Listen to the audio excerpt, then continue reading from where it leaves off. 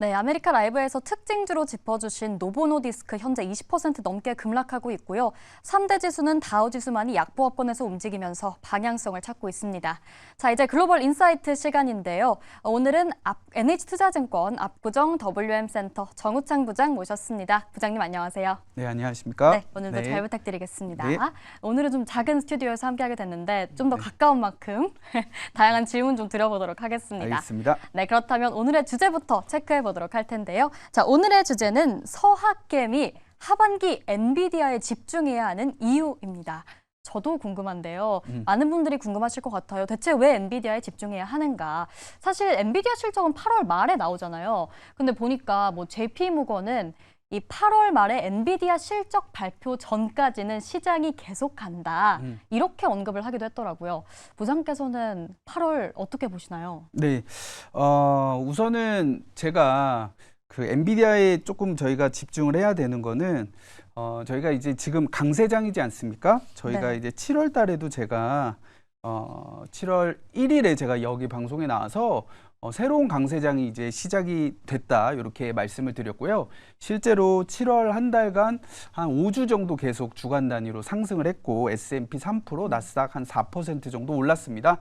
근데 저희가 이제 강세장인 경우에 개인 투자자들이 가장 어려운 점은 뭐냐면 시장은 이렇게 올라가는데 내 주식은 수익이 안 나는 경우가 가장 좀 힘들겠죠. 네. 오늘도 뭐 아까 말씀하셨지만 노보노디스크 같은 거 가지고 있으면 마음이 굉장히 아프지 않습니까?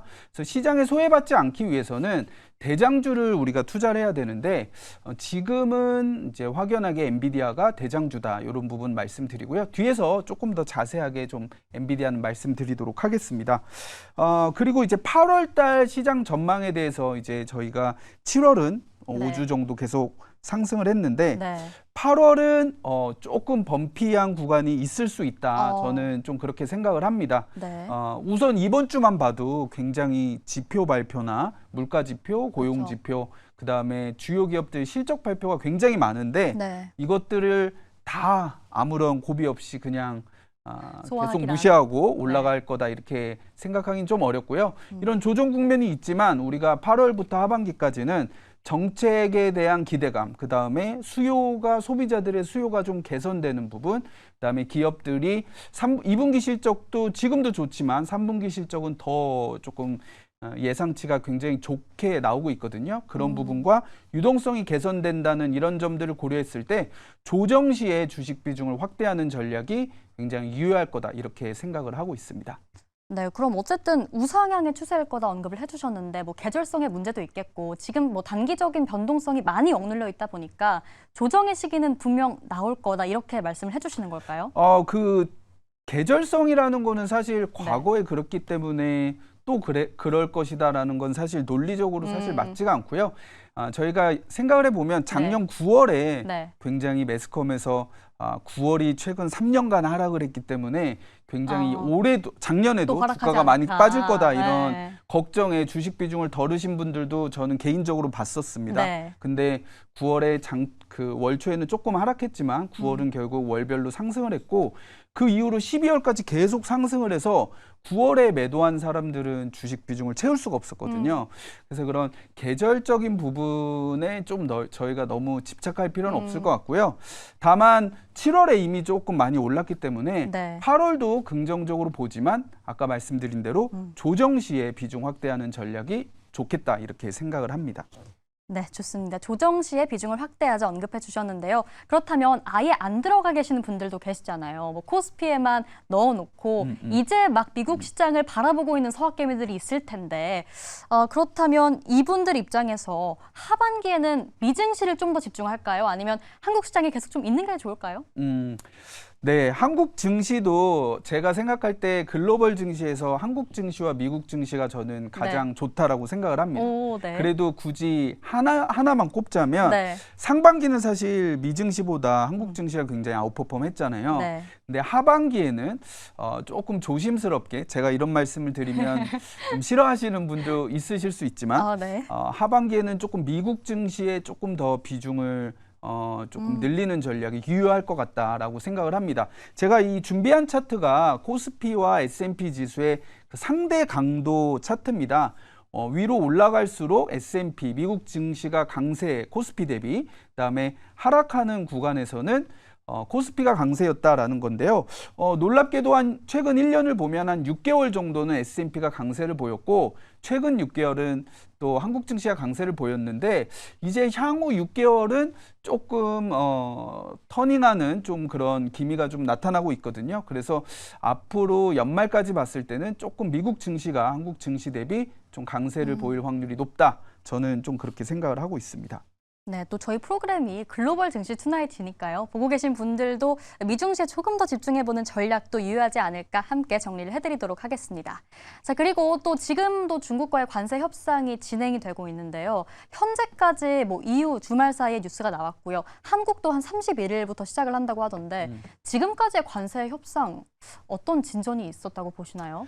네, 국가별로 지금 우리나라도 지금 관세 협상 굉장히 중요하죠. 일본이 네, 15%로 하는 바람에 그쵸. 우리도 15%로 해야 된다 이렇게 네. 생각을 하고 있는데 EU와도 관세가 결국 체결이 됐고 그다음에 중국과도 뭐 어쨌든 좀 가타부타 조금 의견 차이는 있겠지만 지금 시장의 컨센서스는 3개월 이후에 쪽으로 가고 있거든요. 근데 이제 저희가 관세에 대해서 이런 부분을 생각해야 됩니다.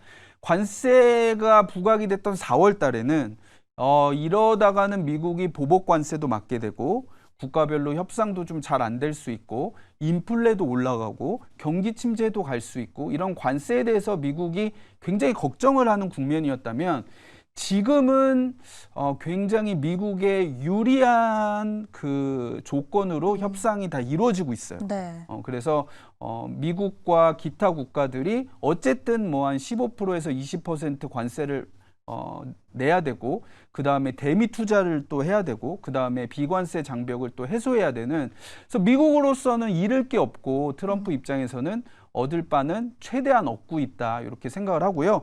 이런 부분은 국가별로 한 국가씩 체결이 될수록 나머지 국가들은 결국 미국의 요구사항을 들어주는 방향으로 갈 수밖에 없다 이렇게 생각을 하시면 됩니다. 그러면 결론적으로 네. 미국은 테이크를 하게 되고 다른 데는 좀 마음이 아프지만 좀 많이 좀 뺏기게 되는 거잖아요. 그래서 미국 증시에는 당연히 우호적으로 작용을 할 거고 그다음에 그동안 달러가 약세를 보였는데 이 관세에 대한 그 미국의 우려가 미국 입장에서 많이 내려앉으면서 달러도 좀 강세로 갈 수 있는 그쵸. 방향이 좀 추진이 될 가능성이 높다. 좀 이렇게 생각을 하고 있습니다. 네, 협상이 진행되면 진행될수록 합의국이 늘어날수록 미국에게 좀 유리하다 이렇게 언급을 해주셨는데요. 관세 협상 내용도 있지만 앞서서도 이번 주에 이슈가 워낙 많다 보니까 시장이 이걸 다 소화하면서 잘 갈 수 있을지가 약간 걱정이다 언급을 해주셨잖아요. 이번 주에 좀 어떤 이슈 특히나 눈여겨봐야 할지 짚어주실 수 있나요? 네, 표를 제가 준비를 했는데 이번 주에는 그 빅 위크라고까지 표현을 하던데요. 저희가 경제 지표, FOMC 회의도 있고 물가 지표 발표도 있고 그다음에 고용 지표 발표도 있고 그다음에 주요 기업들, 특히 빅테크 중에서도 메타나 마이크로소프트 그리고 애플, 아마존 이런 기업들의 실적 발표까지 있기 때문에 사실 이런 기업들이 개별적으로도 시가총액이 크고 그다음에 기타 밸류 체인에 큰 영향을 미칠 수 있기 때문에 주가는 조금 출렁일 가능성도 있다. 이벤트가 또 워낙 많기 때문에 지뢰가 많이 깔려 있잖아요. 그래서 한두 개 밟을 수는 있다. 좀 이렇게 생각을 하고 있습니다. 그렇다면 빅테크 실적에 있어서 중요한 포인트가 있다면요. 빅테크의 주가가 좀 어느 부문에 반응을 할지 궁금합니다. 네, 우선은 가장 중요한 거는 우리 아나운서님이 엔비디아의 8월 말쯤 나오는 실적이라고 했는데 그 엔비디아 실적을 조금 저희가 유추할 수 있는 게 바로 빅테크의 투자 계획 발표와 그다음에 클라우드 매출의 성장률이라고 할 수가 있습니다. 표를 보시면은 클라우드 매출 그 3사가 빅테크 3사가 지금 경쟁을 펼치고 있는데요. 계속 성장은 하고 있습니다. 그리고 이것이 그 AI를 수익화하는 가장 중요한 포인트라고 볼 수가 있는데 제가 이렇게 그 점선을 칠해 놓은 데 보면은 작년 4분기부터 올해 1분기로 오는 와중에 마이크로소프트가 혼자서 이 상승률이 터닝하면서 점유율을 확대를 했거든요. 그것이 호재로 작용하면서 올해 마이크로소프트가 구글과 아마존 대비 주가의 상승률이 좋았습니다. 한 20% 넘게 올랐고 아마존은 6%, 그다음에 알파벳은 한 2% 정도밖에 못 올랐거든요.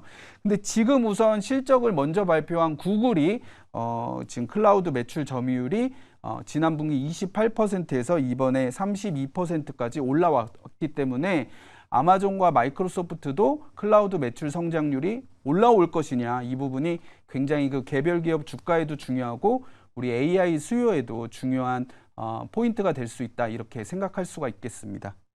네, 알겠습니다. 클라우드 매출 성장률에 주목하자 말씀해 주셨는데요. 또 오늘의 주제가 중요하게 남아있다 보니까 바로 좀 넘어가 보도록 하겠습니다. 자, 그렇다면 엔비디아, 우리가 하반기에 왜 주목해 봐야 할까요? 아까 말씀드린 대로 저희가 강세장에서는 시장에서 소외를 받지 않아야 되는데, 그러기 위해서 가장 심플하지만 효과적인 전략이 시가총액 1위 기업에 투자하는 겁니다. 애플이 2011년 8월에 시가총액 1위를 탈환하고서 작년까지 한 13년, 4년 시가총액 1위를 기록을 했었는데요. 그 기간 동안 주가가 16배 올랐고요. S&P 대비해서는 연평균 한 3배 가까이 수익률이 좋았었습니다. 시가총액 1위 기업은 그 시대의 트렌드, 그 다음에 테마, 그리고 실적까지 다 3박자를 갖춘 기업이 시가총액 1위가 되기 때문에 네. 지금은 사실 연초만 해도 엔비디아, 마이크로소프트, 애플이 엎치락 뒤치락 했지만은 지금은 확연하게 이제 엔비디아가 시가총액 1위를 굳히는 그림이거든요. 그래서 엔비디아를 뭐 그렇다고 해서 뭐 몰빵 투자하자, 전부 투자하자 이런다기보다는 네. 포트폴리오에는 분명히 필수로 들어가야 되는 종목이다, 이렇게 생각을 하고 있습니다. 네, 3파전 이후 시총 1위를 탈환한 엔비디아, 주목하자, 포트에 꼭 담아보자 언급 주셨습니다. 오늘 말씀 여기까지 듣겠습니다. 정우창 부장과 함께했습니다. 말씀 고맙습니다.